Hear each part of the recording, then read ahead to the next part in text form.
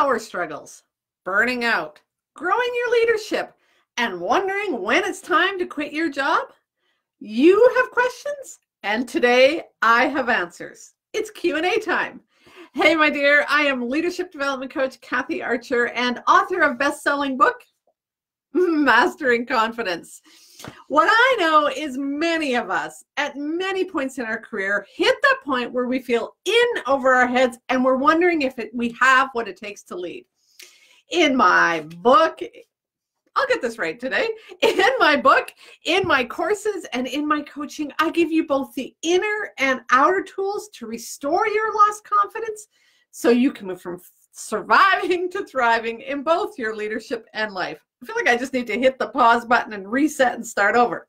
We're going to keep rolling.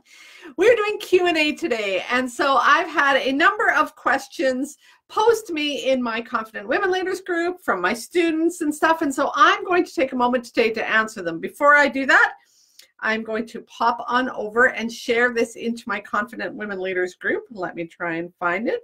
Make sure that we are live. Here we go. Share. While I'm doing this, if you have any other questions that you want me to answer, pop them in, because there may be time at the end of today for me to answer a few more questions. What I am going to tell you is I have, I think, 6 questions today that I'm going to answer. And I can't give you a full, complete answer on all of them in this short span of time. But what I am going to do is give you tons of resources.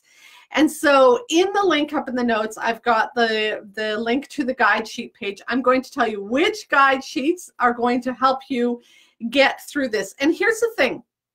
With each of those guide sheets, when you go to the guide sheet page, there is also a link to the Facebook Live that I've done on this. So there's another 20 or 25 minute or 30-minute training session on each of these that's going to help you get there. So as I'm going through these answers and giving you some insights, I'm going to tell you which guide sheets to go to. You'll scroll down and there's a ton of other ones there. I think I'm on 37 now. So there's a whole bunch of resources there. They're all free. There is worksheets, there's information, there's references, there's books, there's videos, all this kind of stuff for you to go to help you do this.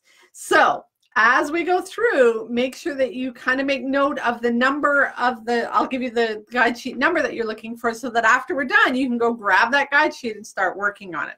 All right, let's begin. You're going to see some patterns today. You are going to notice some themes, and you're going to notice some repetition in my answers. And so when you notice those, put a comment in, because it's good for you to learn this and lock it in. Okay, first question. I'm new to leadership. Where do I start? Well, first, congratulations. If you are new to leadership, you are on this path to learning some really cool things, growing yourself in some unimaginable ways, and making an incredible difference in the world. And I think that's the first thing to start thinking about hey, Cindy, good to see you today. If you are new to leadership, so this is the first question, I'm new to leadership, what do I do? If you're new to leadership, the first thing to start thinking about is changing your perception. There's a difference between managing and leading. And I'll give you the quick tip here. Managing is keeping the boat from tipping side to side. Leadership is taking the boat and moving it forward. And you are probably going to do both of those in your day-to-day work. In one moment, you're going to be making sure that nothing falls apart. And the next minute, you're going to be creating some goals and visions and trying to take your team someplace, or your business or your organization. And so changing that mindset from I need to have my finger on the pulse and control everything to I need to take this organization, this team, this business somewhere. That's the first thing to think about in leadership. The second thing, if you're new to leadership, please don't wait for somebody else to give you a plan or a guide or a sort of orientation training. They'll give you what they call orientation, and that's going to be, you know, one day read all the policy manuals and all of that kind of stuff. That's their orientation. Please don't let that be your sort of plan of how you're going to do leadership. Take responsibility. The people that hired you are really busy, and quite honestly, they probably don't know what they're doing either. And so take responsibility for developing your own personal and professional leadership plan. Leadership is a personal development journey. It's not a title or a role or a hat you put on. It's not something you shed at the end of the day. It's an essence of who you are, which means it's all about growing yourself as a person. Take responsibility for that. Create your plan. So that's the first thing is take responsibility. The second thing is create your plan. And literally, I mean that. Create a learning curriculum for yourself. What do I need to learn in my first week? What do I need to learn in my first month, first year? What are the things around, the tactical stuff? Maybe you need to learn the system that this new organization works, or maybe you need to learn some fundamentals about budgeting. Those are things that you need to learn. But you may also need to learn things like, how do I set limits and rules? How do I get better at time management? How do I develop patience? How do I develop people? All of those things. And how are you going to do that? They don't just magically appear, trust me. You need to do something to grow that. So that's the second thing. First thing is take responsibility. Second thing is create your learning plan. Third thing, please find a mentor or a coach. That doesn't need to be somebody that you pick up the phone and talk to. It can be a virtual mentor or coach. It can be a book. It can be a guru, but find somebody or a bunch of somebodies that you can follow and learn from. There is a wealth of leadership resources out there. Just Google it. Go to the library. Find a course, a book, a strategy, something. Don't reinvent the wheel. Find somebody. There may be a physical person that you can lean into. Maybe it's somebody in the organization, or maybe it's somebody that has given you sort of information in the past and support. Lean into them and ask them questions. And it might be an official mentor or coach. Some organizations have mentoring. Some organizations have coaches built in. We do this in our Confident Women Leaders group. I do this in my one-to-one coaching, and we do it in some of the courses that I teach. So if that's something you're interested, keep that in mind. So here's the guide sheets. I'm going to have to do this quicker. I'm never going to get through these 6 questions. These are in no particular order. First one is number 25 guide sheet is leadership listens. I think there's 10 or 20 leadership books that I've listed. So that's a good place to start. Number 26, critical questions to ask a potential coach. So if you're thinking about hiring a coach, those are some questions you should ask. Number 31, my favorite productivity books. Absolutely an essential skill in leadership is being productive. Number 14 is your leadership training needs. So I was talking about creating your personal and professional plan. That helps you start to create that plan. And then number 20, so these are all the guide sheets. If you go to the link, there is silverrivercoaching.com/guides. These are all listed. And again, not only is there a worksheet, but there's also a link to the 20 or 25-minute training video that I did on this. And then number 20 is I did a whole series on the effective traits and skills of leaders. And so this is the summary of those. Number 20, summary of effective leadership skills. And so it links you to all 5. I'm going to say 5. Maybe there's 6 of them. And all of the training, all of the worksheets there. That's a huge amount of resources for you. If you are new to leadership, that can keep you busy for 3 months, if not longer. So number 1 done, and I'm already 8 minutes in. Okay, we're going to keep rolling. How do I become confident? If you guys have questions, ask questions. I'll stop and answer your questions along the way. Let me, make sure that you are getting some information. How do I become confident without relying on validation from others? This was a little bit tricky. There was a little bit more information to this, and what the question was, I would argue that your competency and your expert status requires validation from peers. What do you think? Do you think that you need to have other people tell you that you are competent?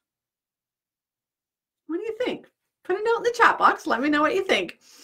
So the catch for this one is there's a whole bunch of C words, so follow along with me. What we want is to appear credible. That's our desire.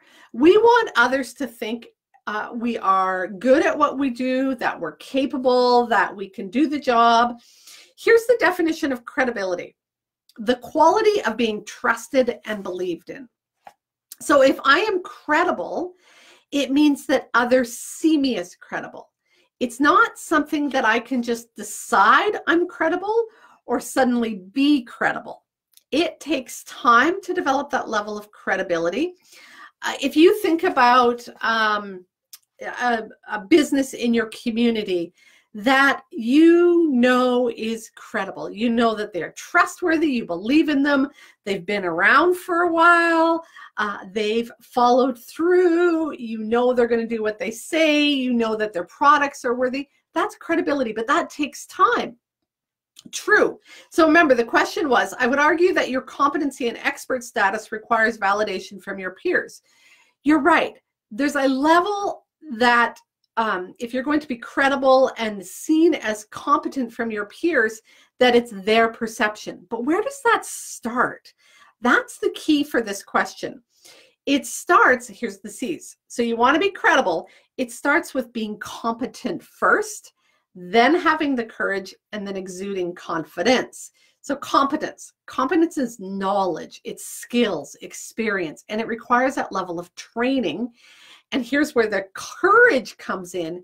It requires you to have the courage to practice that new stuff, to fail, to fumble, to fall, to get back up and do it again. I'm just quickly going to shut off my Dropbox. I noticed it's on and it's going to lag down my internet. Sorry, decided I better do that. It's when you practice and when you do those things that you develop that inner level of confidence. The more times you fall and get back up and do it again and do it a little bit better, a little bit smarter, a little bit more effective, your confidence grows. Confidence is what you think you're capable of. Finish the sentence for me. You know this. You've heard this from me a zillion times. Not what somebody else thinks they're capable of. It's your thoughts. Those thoughts come from doing it again. Competence. I know that I can do it. I've got the skill. I've taken the training. I've done the course. I've been trained by somebody else. I've read the book. Whatever it is, you have that basic level of knowledge. Then you've practiced it. You've had the courage to do it. If you've taken a course on conflict resolution, that does not make you an expert at resolving conflict. It makes you knowledgeable. End of story.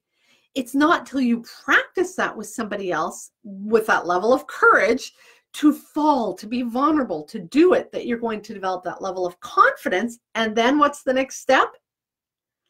Other people will perceive you as credible. I trust Kathy to resolve conflicts. I know that she's good at handling those difficult conversations. I know I can go into this conversation and share my views, disagree with what Kathy's saying, and we're both going to come out at the end of the day feeling like we were heard, that we are better for that conversation, and we are going to achieve the outcome we desire. Kathy's credible at resolving conflicts. That didn't start with me reading a book. That started with me practicing, having the courage to practice, and bit by bit over time, developing the level of confidence. So I want you to just think about this. If you have a hairdresser who just got out of beauty school, how credible is she? Probably not all that credible. She's got the basic training, but she hasn't built that level of confidence herself. She's going to be a bit unsure and doubtful. She might be cocky, but that's not confidence. And there's going to be that time, you know, that she's not all that credible. It's going to take some effort on her part and some time through going through clients to develop that level of credibility in the community where everybody says, go to her. She's the expert. She's awesome at doing your hair. So that's what you're looking for, is over time. So guide sheets.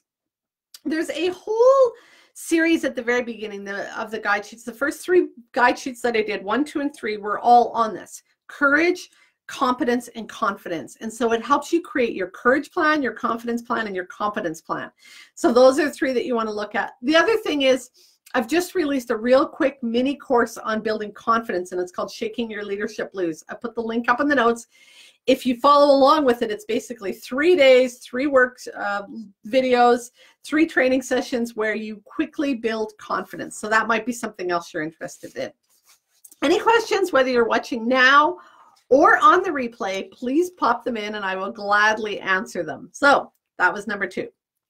Number 3, How do I not allow others' perceptions to influence my perception of myself?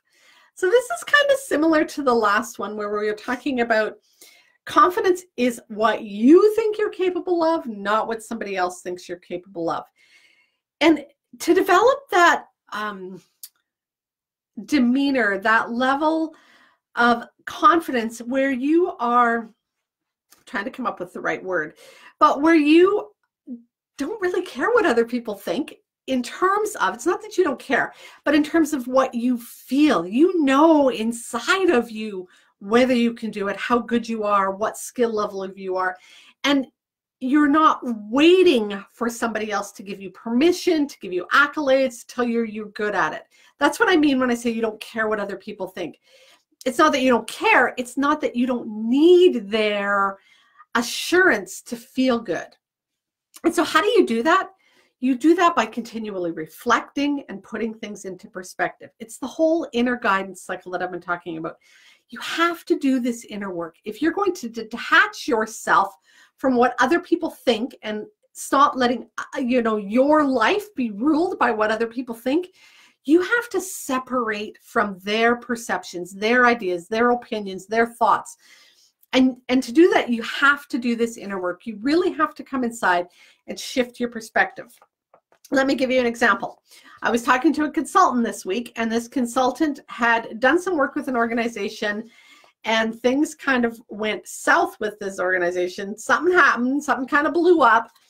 And somebody said to this consultant that what was happening in that organization was basically a reflection of their work.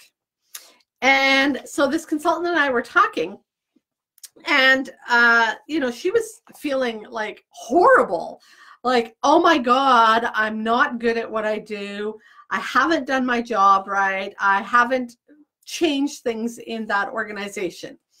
And so, first we paused and kind of got the background information. But as we started to look at it and put things into perspective, these are a couple things that I asked her. How much do you actually work with this organization? You're a consultant. You are not in the organization 24/7.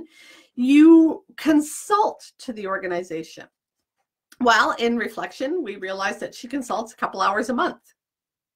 Okay, put that in perspective. A couple hours a month versus 40 hours a week. So your ability to impact and influence this organization is about this big in terms of time. So that's one part of the perspective. The second thing we looked at was how long has this organizational culture that isn't all that great been in place?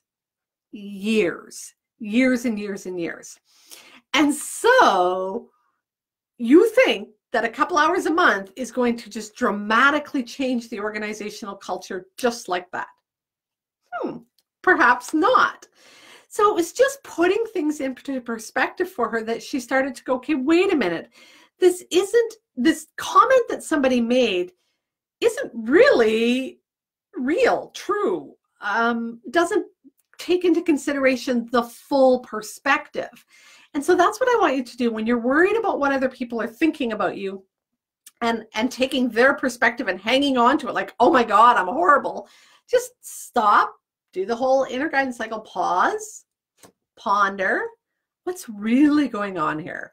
And allow yourself to do some of those perspective shifts. One of the other ways that I helped this consultant do a real big perspective shift was I said, if I sign up at the gym with a fitness instructor and they give me all the information and they teach me all the things I need to do and they give me a routine and they show me how to work the equipment and I don't do it, is that a reflection of the fitness instructor?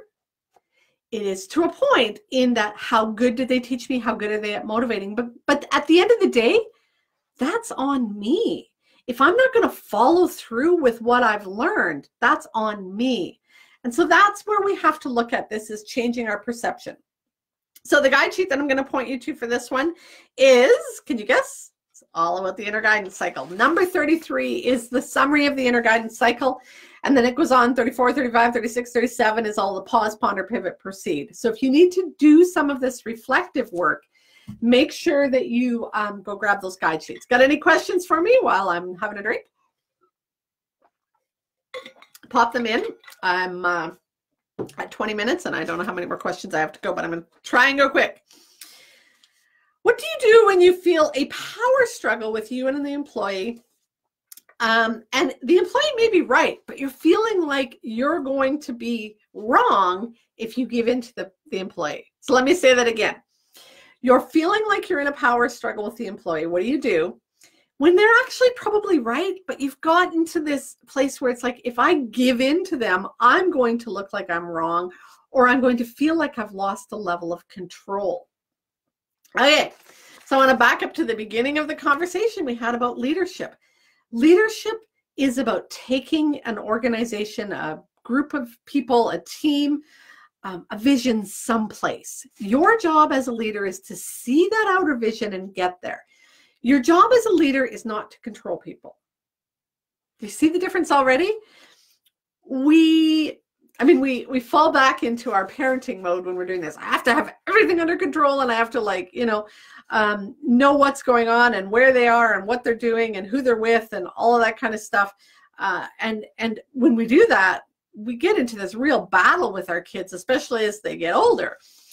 And we often find ourselves in that power struggle with employees because we feel like we need to be the one who's smartest, the one who knows it all, the expert, the one who has all the answers. And that is so not true. In fact, there are times that our employees do know way more than us. They have the information. They're the ones out there in the field. They're the ones out there doing the work. And we need to sort of put that into perspective sometimes. And we also need to realize we're on the same team. What happens is we often get into this either or, right, wrong, black, white perspective.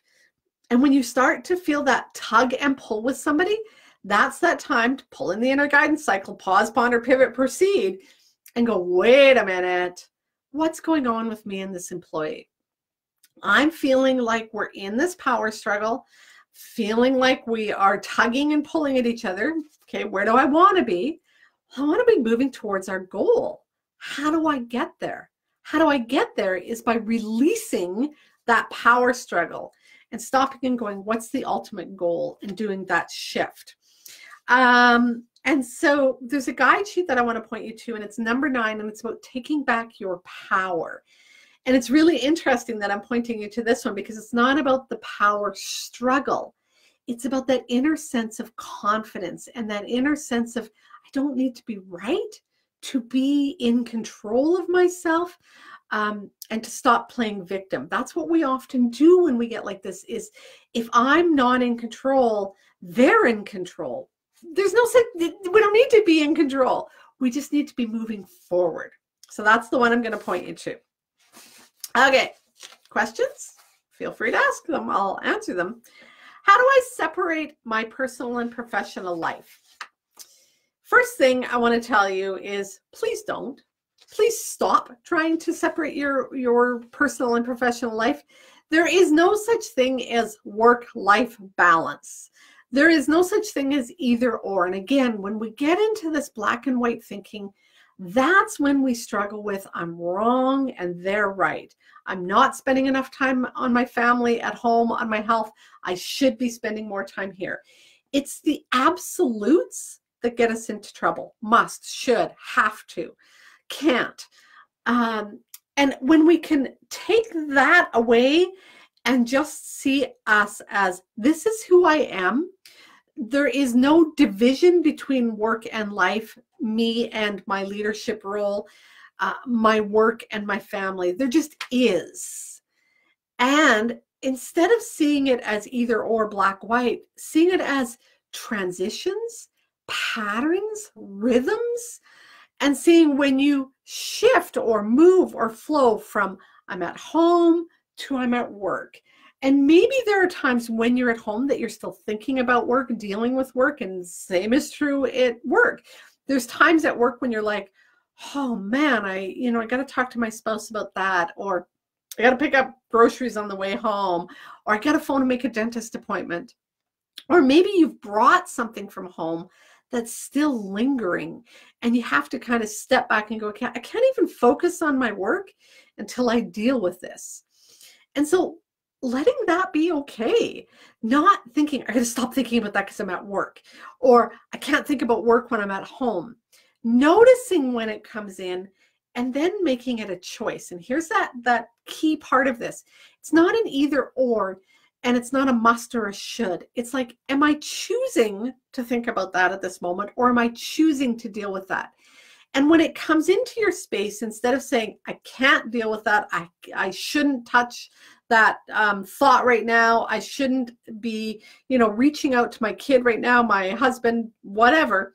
Instead of doing the I shouldn't, I should, it's like, is it a good time for me? Would I feel better if I got that off my plate, either at home or at work? And that's the difference between, putting this complete, black and white line between work and life, and saying, where's the blend? Where's the shift or the transition? And there's a gray zone. I used to drive 15 minutes from work to get home every day, and that was a perfect time for me to transition, to start letting go of some of the work thoughts and move into some of the home thoughts. And the same was true in the morning. I could do that shift. And it's when we start to make more conscious choices about work-life balance, instead of feeling we have to or must or should and feeling guilty if we're not, that we start to find the movement happen a little bit differently. There's a couple of worksheets that or one worksheet and one blog post. There's a blog post that I'm going to send you to. Now, this is an oldie, and it's got 4 videos that I talk about saying no and meaning it. And again, I apologize, go to the videos and you'll see me way different than I am now. But the content is so relevant here. If you're going to start to create more of that balance between work and life, feeling like you're able to do those shifts a little bit more, you are going to learn to have to set boundaries both ways, work and life. And so learning to say no and meaning it is really, really important. If you're going to stay wishy-washy, you're going to continue to struggle with this. So there's 4 videos there about learning to say no and meaning it that I'm going to connect you to. And then the other one is create your thriving target. We get stuck in survival mode. We get stuck in trying to do it all. And until you create that vision of what thriving actually looks like, we've talked about this before, and there's guide sheets there as well, the surviving to thriving continuum.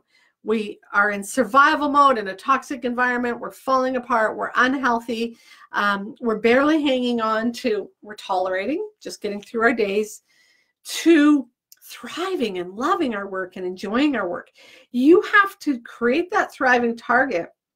And when you create that vision of what that's like, set some goals, it includes what's work-life balance like for you. So that's number 23. Okay, I'm moving on to the last one. Thank you for those that are hanging on. This is a long one today. I should have broken it into 2. Last question. So we went sort of from, I'm new to leadership, I'm struggling with employees, I'm struggling with work-life balance, to here's the last one. When is it time for a career change? Good question, right? How do you know when it's time to change your career? And some of us flip-flop from careers to jobs, or from one job to the next all the time. Others have been in their jobs for a long, long time. How do you know when it's time to move on? Here's 3 places that I notice people get this question starting to roll around in their head. They're either stuck and they're feeling like, I have no place else I can go. I make really good money here. I've been here forever. There's no other organization like this that would hire me, or I owe it to them. They've trained me, they've invested in me, I can't leave.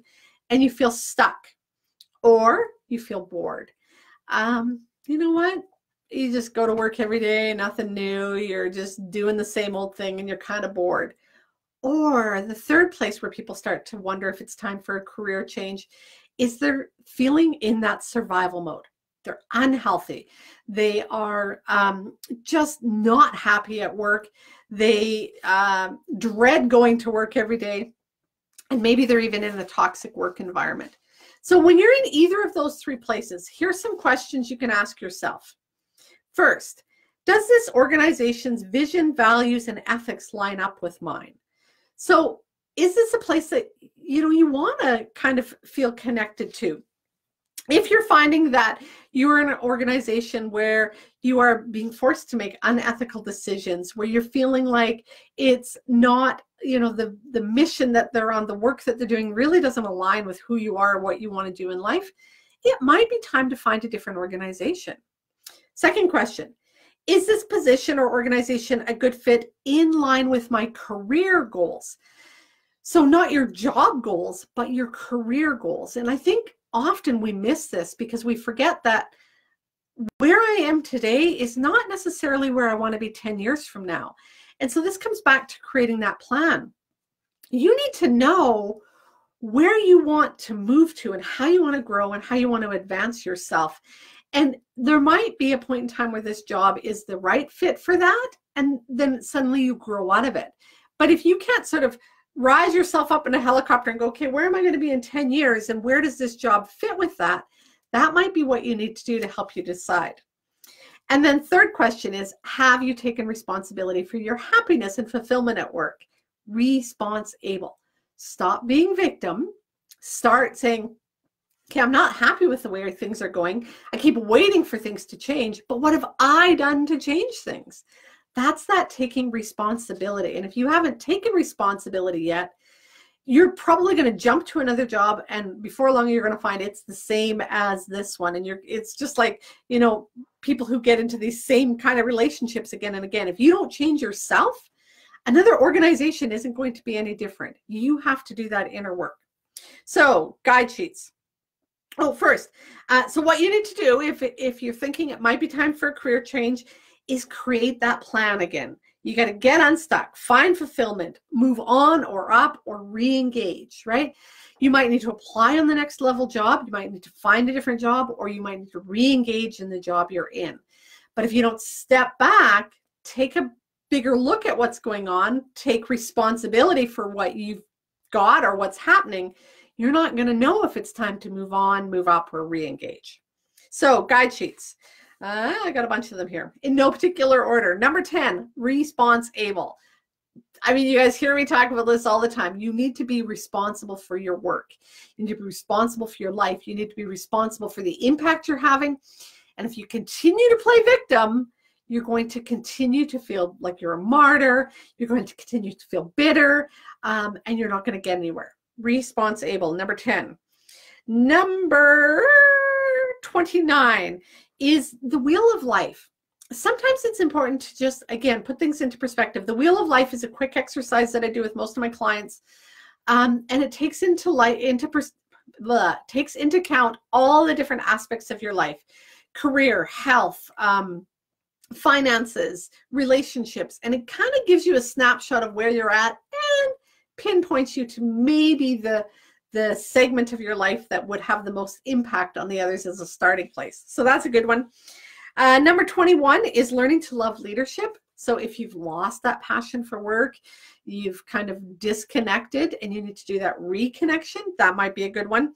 And then I didn't number this one. It's in between 8 and 9. It's the 5 mistakes women make when they're trying to plan their way out of survival mode. And so if you are trying to get out of there, you may really want to go look at that one. That's it. Holy, 33 minutes. Any questions? Let me know. We have gone through a number of questions today. If you have questions, share them with me either on Facebook in a private message, send me an email. I'll do another one of these if people have more questions, because I want to be here to support you and grow you. But the whole point is, listening to me give you some answers is not going to change your life. That's why I've connected you to all of those guide sheets. You have to do this work. You have to look inside and figure out what's going on for you. Where do you want to be? What do you need to do to get there? That's that inner and outer work that I keep talking about. I can give you these tools, but you have to do the work. And that's why I keep talking about a plan. It absolutely is you literally writing things down and creating a plan. Just like if you were planning a budget, building a menu plan, looking at your travel itinerary on a trip, we put more effort into that kind of stuff than we do to planning our own lives. But if you want some changes, if you want to grow yourself, develop yourself, Don't wait for somebody else to do this for you. Create your plan. Where am I now? Where do I want to be? What are the steps that I need to do to get there? And it's not just the outer steps. What are some of the mindset stuff? We've talked about this lots. You know, what are some of the ways I need to change my thinking? What are some of the habits I need to create? What information do I need to learn? What skills do I need to practice? Who can help me with this? That's the kind of plan I'm talking about. You need to build all that. So, sorry, I've got a really, really itchy eye. So the biggest thing that I want to say is the one that doesn't have the number. When you go to the guide sheets, get those 5 mistakes that women make when we're trying to plan their lives. That one's really important because it is really, really important that you do plan your life, that you do take the steps and don't make some of those mistakes that many women make. I want you to create a plan that's going to work for you. Do this inner work, my dear. Take time, figure out where you are now, where you want to be, what's your challenge. I'm not getting along with my staff. I'm not happy in my job. I don't know if this is the right job for me. I'm new to leadership. I'm not feeling like I'm balanced in work and life. What's your challenge? Where do you want to be? And what do you need to do to get there? When you create that plan, when you do the work, that's, my dear, when you're going to move from surviving to thriving in both your leadership and life. Go make the rest of your day awesome.